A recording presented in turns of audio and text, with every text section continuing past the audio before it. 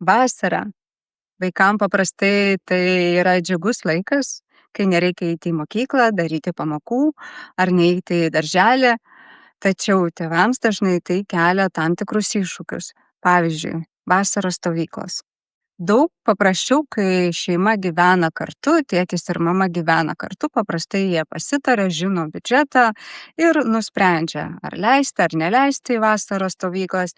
Ir, dažniausiai teisinių klausimų nekyla.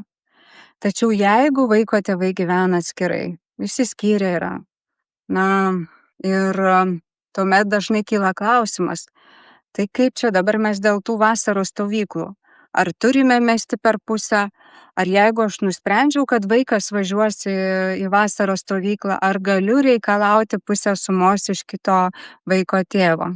Kaip Jūs galvojate? Pats paprasčiausias variantas tai jeigu yra teismo sprendimas, kuriame šalys yra susitarusios ne tik išlaikymo dydį, bet ir aptarusios kitas sąlygas. Pavyzdžiui, kad vasaros stovyklas moka per pusę, atitinkamai dėl vasaros stovyklų nusprendžia abu tėvai. Jeigu nėra vieno iš tėvų sutikimo, tai kitas tada iš tėvų moka pats visą kainą. Tai iš tikrųjų rekomendacija, jau iš karto gal ir girdite, kad tikrai rekomenduoju, jeigu nutraukėte santuoką bendru sutarimu arba esate partneriai ir nusprendžiate sukti atskirais keliais, tai susitarti būtent ir dar dėl šitos sąlygos. Ypatingai tais atvejais, jeigu dėl finansų jaučiate, kad yra tarpusavio įtampėlių.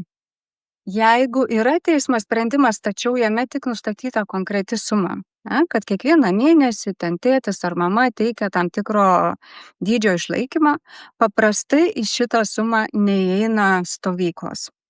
Tai yra stovykla yra vienkartinio pobūdžio išlaidos, dėl kurių arba šalys susitaria, arba nesusitaria. Jeigu susitaria, vėl viskas aišku. Susitaria, susimeta ir vaikas ar vaikai džiaugiasi stovykloje, leidžia laiką ir tėvams yra ramu. Tačiau jeigu nesusitaria, ar vis dėlto jūs galite tikėtis pusę tos sumos, kurią jūs planuojate sumokėti, o kitaip sakant, galbūt jau ir sumokėjote grąžinimo.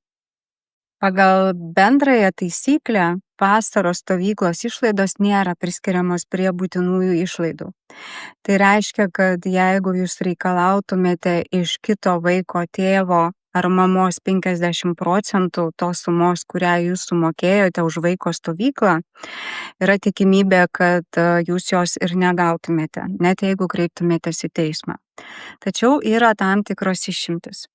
Viena iš išimčių tai būtų tokia, kad jeigu vaiko stovykla yra susijusi su jo sveikatos būklė. Pavyzdžiui, vaikas patyrė kažkokią traumą ir jam yra būtina reabilitacija ir ta stovykla yra reabilitacinio pobūdžio. Arba vaikas apskritai turi kažkokią ligą ar sveikatos problemą ir vėlgi ta stovykla yra susijusi su vaiko sveikatinimu. Tokiu atveju, mano nuomonė, iš tikrųjų galėtumėte reikalauti iš vaiko tėvo pusę tos sumos. Ir tai būtų laikoma būtinosiomis išlaidomis. Kita išimtis galėtų būti su tokia situacija, jeigu vaikas daug metų jums būnant santuokoje ar partnerystėje, ar net jeigu jūs jau esate išsiskyrę, bet bendru sutarimu vaikas yra lavinamas tam tikroje srityje. Tarkime, jisai sportuoja, turi ženklius apdovanojimus ir ne tik Lietuvoje, arba šoka, arba piešia, arba dainuoja. Ir iš tikrųjų tai yra netoks laikinas vaiko užsiėmimas, bet ilgalaikis, kuris turi savo tikslus, savo perspektyvą ir bendras yra sutarimas, kad vaiką šitoj srity lavinti ir atitinkamai siekti rezultatų, tai stovykla susijusi su šita veikla, manau, kad taip pat būtų priskiriama prie būtinųjų išlaidų ir taip pat galėtumėte tikėtis pusės tos stovyklos išlaidų padengimo iš kito tėčio arba mamos. Jeigu jums kilo papildomų klausimų susijusių su nepilnamečių vaikų išlaikymu, kviečiu kreiptis į mane, advokatę Juliją Viktoriją Flis, arba įsigyti mano autorinius įrašus Nesiparinkė LT. Ačiū, kad žiūrėjote.